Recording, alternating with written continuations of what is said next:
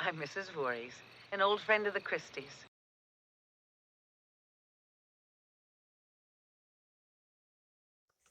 Not too much is known about the past of Pamela Voorhees.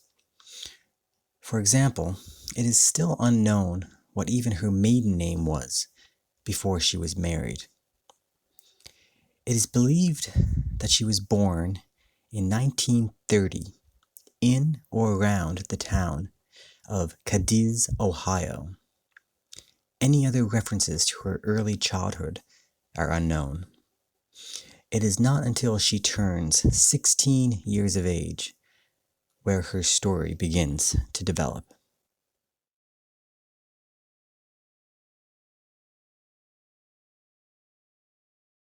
In 1946, at the age of 16, it is believed that Pamela marries a local miner from Cadiz, Ohio, by the name of Elias Voorhees.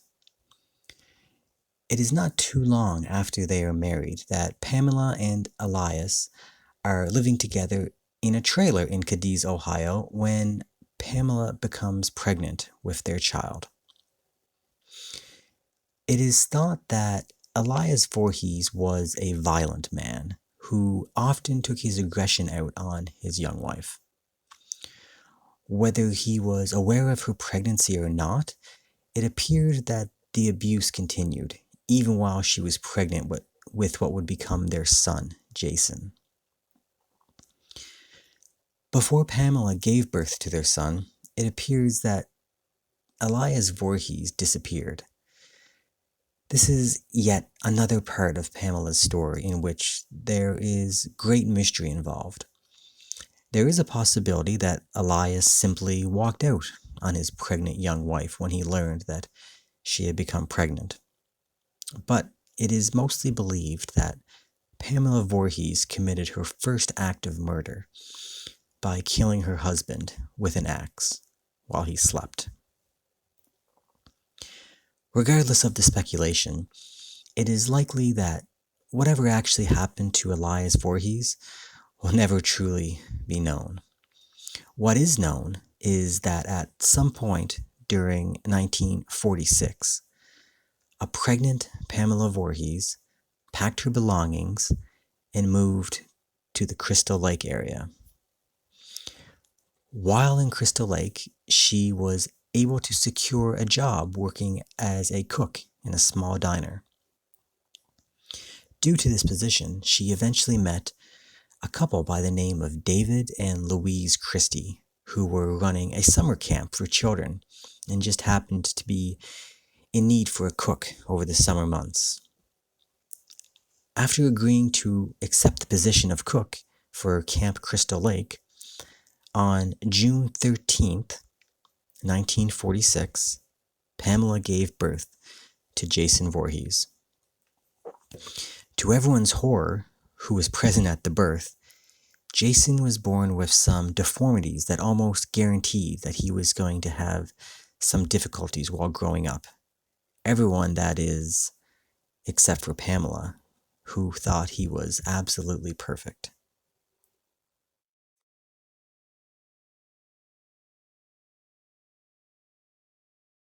For 10 years, Pamela was able to balance raising her child while maintaining a job and working for the Christies during the summer out at the lake. But by the time young Jason was 11 years old, due to rumors of him beginning to mutilate neighborhood cats, Pamela was forced to resign as cook of Camp Crystal Lake in order to spend more time with her son.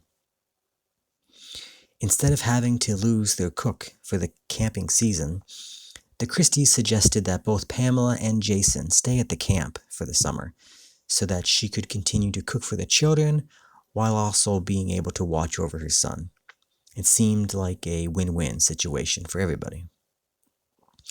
But during the summer of 1957, and after constant ridicule and negligence from camp counselors who were supposed to be watching Jason while Pamela was working, tragically, Jason Voorhees is left unattended and presumably drowns and disappears in Crystal Lake. His body is never found.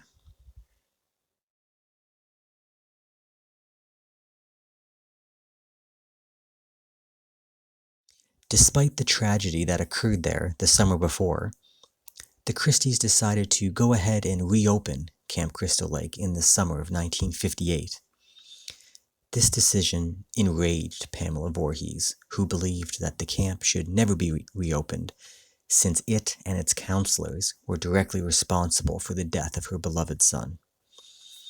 Since both the Christies and the police seemed to have no interest in seeking justice for her son, Pamela Voorhees decided that she would have to be the one to deliver this justice.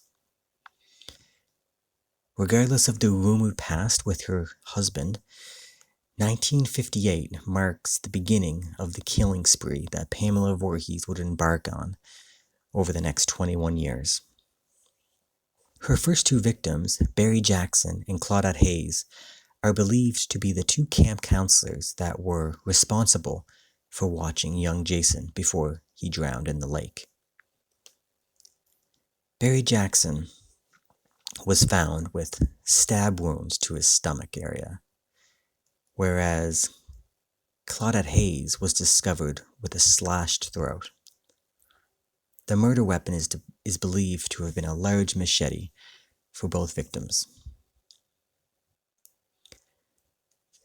Soon after the murders, Camp Crystal Lake is shut down and is given the nickname of Camp Blood by the locals.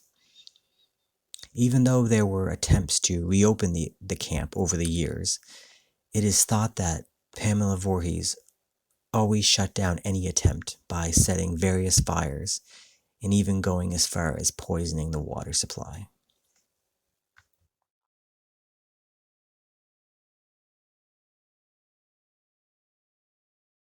After multiple failed attempts by David and Louise Christie to reopen Camp Crystal Lake, their son, Steve, takes it upon himself to finally attempt to reopen the camp after 21 years.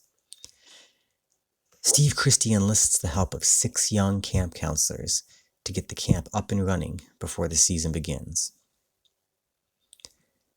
On Friday, June 13th, 1979, Pamela Voorhees learns of this latest attempt to reopen the camp and continues her killing spree to ensure that this does not occur. While on her way to begin work as the new camp cook, Annie Phillips is picked up while hitchhiking and becomes the first victim of the day for Pamela Voorhees, who proceeds to slit her throat using a large hunting knife.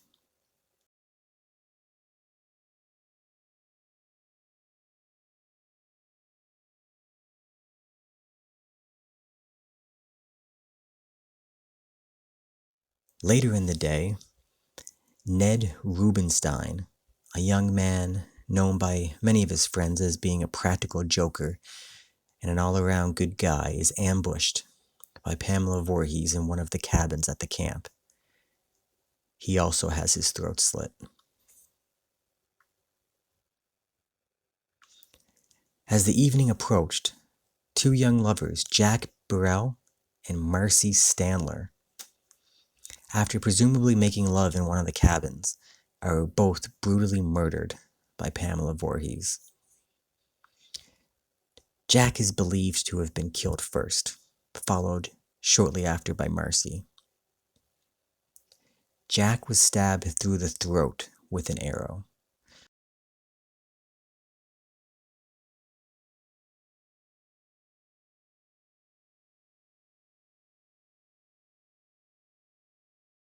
While Marcy was instantly killed when she was struck with an axe to her head.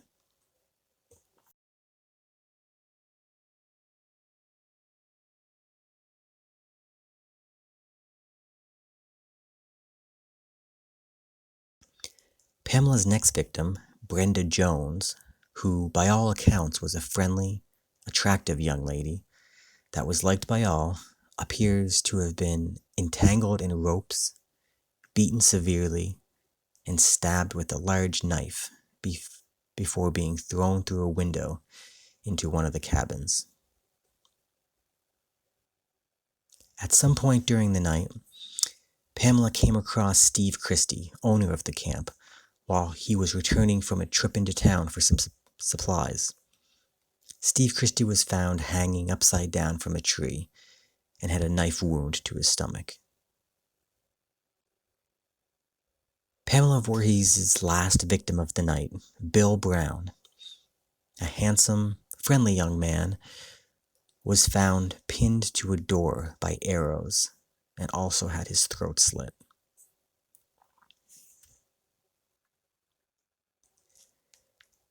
After a killing spree that lasted almost the entirety of that Friday the 13th in June of 1979, Pamela Voorhees ultimately met her demise when she came up against the last of the remaining counselors. Alice Hardy was known as a resourceful, smart, and strong young lady who had a passion for drawing and painting.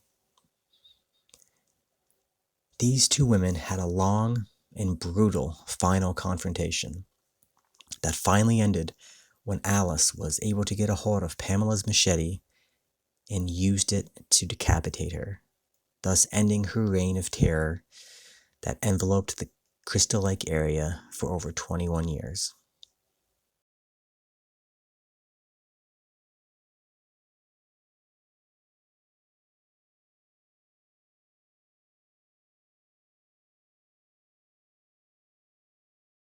Pamela Voorhees was a serial killer who definitely suffered from some sort of undiagnosed mental disorder. She was a killer who liked to use the element of surprise, but also enjoyed terrorizing her victims, as evidenced by the hanging of dead bodies to be found by other victims. While she did tend to prefer bladed weapons, she seemed to enjoy using a different variety to make her kills. Weapons that she used included a hunting knife, a machete, an axe, arrows, and some rope. In total, Pamela Voorhees killed 9 people, 10 if the rumors about her husband are to be believed. At the time of her death, Pamela Voorhees was 49 years old.